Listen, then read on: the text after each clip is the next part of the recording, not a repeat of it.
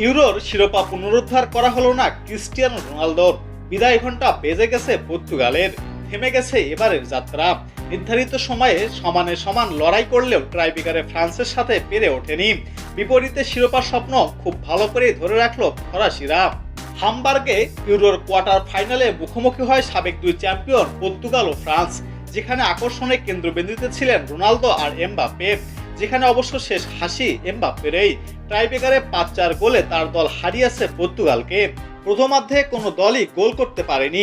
দ্বিতীয়ার্ধেও একের পর এক আক্রমণ করে কাঙ্ক্ষিত গোল পাননি কোনো দল। নির্ধারিত ৯০ মিনিট শেষ হয় গোলশূন্য ড্রয়েতে। ফলে খেলা গড়ায় অতিরিক্ত সময়ে। সেখানেও স্কোরবোর্ড গোলশূন্য থাকায় টাইব্রেকারে নির্ধারিত হয় ম্যাচের ভাগ্য। শুরুটা ছিল সাদা মাটা, দুদলই ছিল ছন্ন ছাড়া। তেমন একটা আক্রমণ করতে দেখা যায়নি কোনো দলকেই। প্রথমার্ধে বলার মতো কোনো সুযোগও তৈরি করতে পারেনি তাদের কেউ। দুই একটা আক্রমণ থাকলেও তাতে ছিল না কোনো ধার। দ্বিতীয়ার্ধের শুরুটাও ছিল প্রথমার্ধের ছায়া হয়েই। তবে ম্যাচের বয়স ঘন্টার কাঁটায় পৌঁছানোর পর খেলার খানিকটা রং ফেরে। ৬২ মিনিটে জোয়ান কানসালের দারুণভাবে বাড়ানো বল ধারে ব্রুনো ফার্নান্দেজ পেনাল্টি বক্সে ঢুকে শট নিলে যার শুরু, যদিও গোল আসেনি তাতে।